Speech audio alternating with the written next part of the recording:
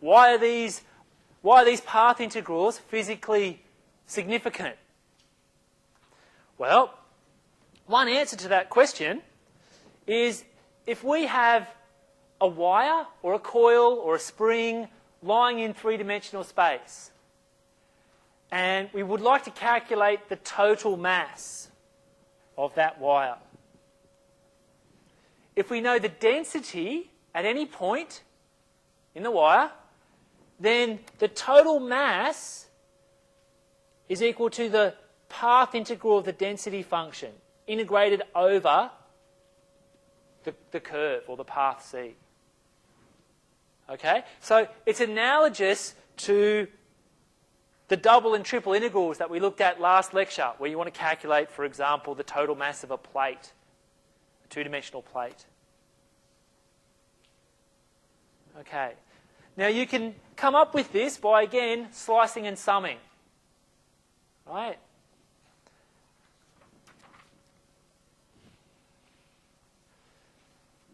Now we can also calculate moments, centres of mass, etc., for these springs or coils.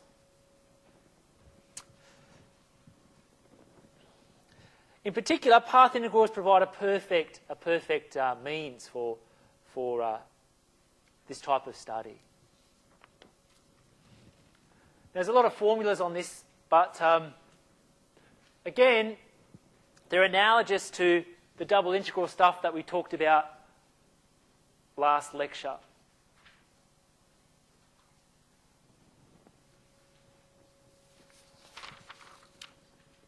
Okay, so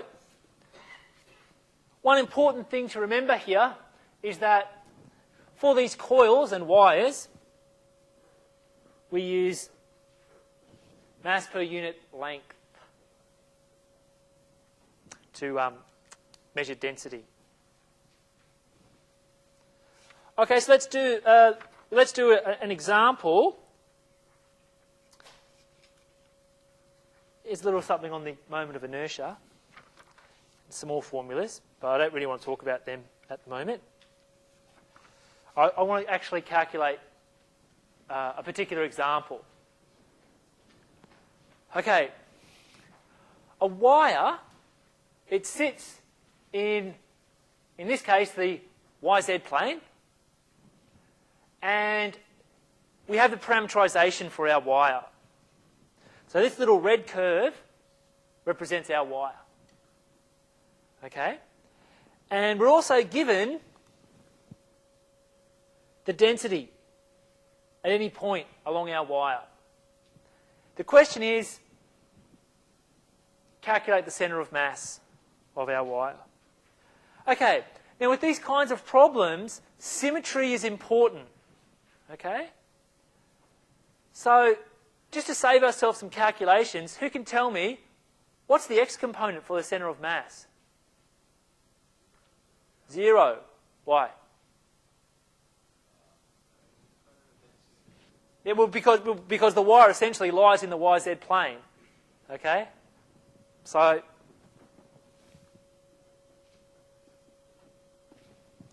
the important thing here is that we can get some of these things very quickly.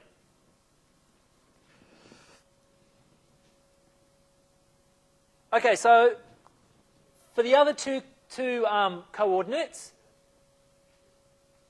the y bar and the z bar, we'll need to do some calculations. So let's take our parameterization and differentiate it.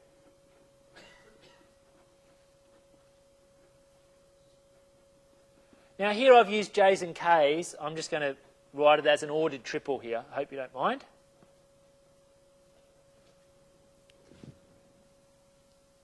So we want to work out the magnitude. So I square all the components, add them together, and take the square root.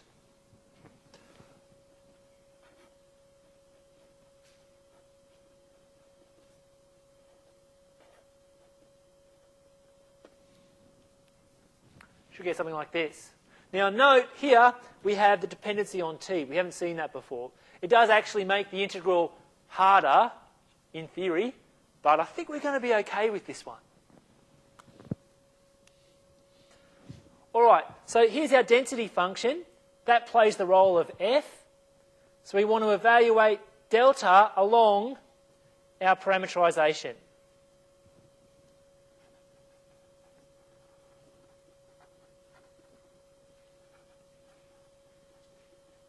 So we go up here, replace y with t squared minus 1. There's no z or x component here, so x present there. So we're going to get 15 root t squared minus 1 plus 2.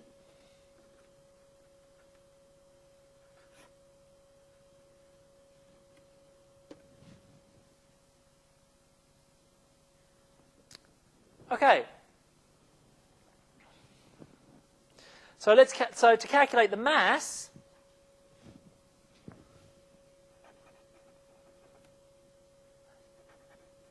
it's just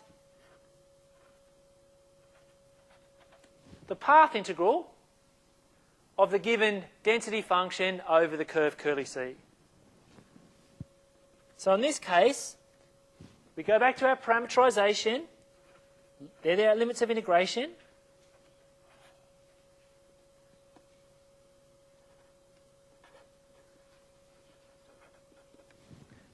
And we should get something like this. Now you can see in the integrand the square root signs cancel off quite nicely. So we're quite happy about that. So if you cancel these square root signs and integrate, you'll get 40.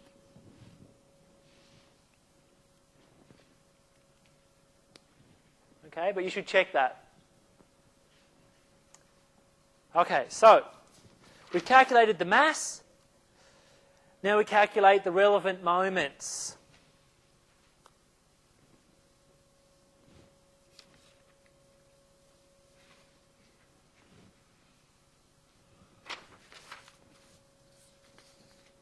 Okay, so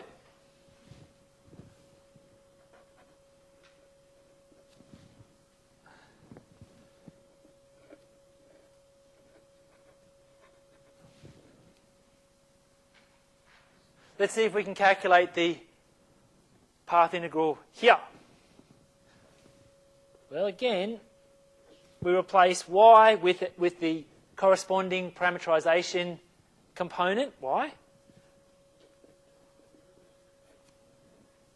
The delta, again, along C is 15 root t squared plus 1, and the magnitude of C dash is t root t squared plus 1. Again, we've got nice square root signs cancelling each other out, and we get down to something like this.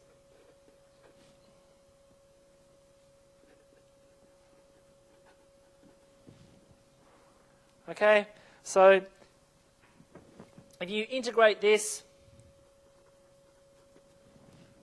you get minus 24. Okay, so now we can calculate, we have all the information needed to calculate the y component of the centre of mass, y bar.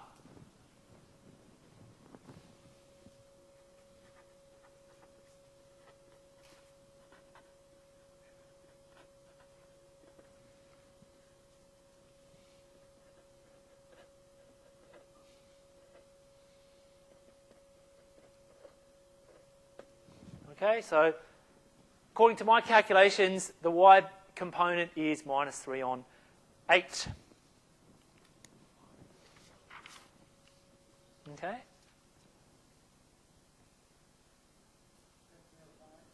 Three on 8. Oh, is it? Oh, sorry. 3 on 5. What am I doing? It is an 8, but it should be a 5. All right.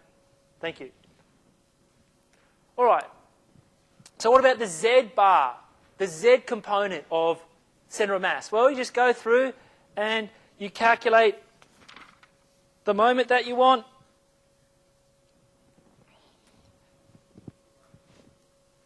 And then divide by the mass. So I won't do all the calculations.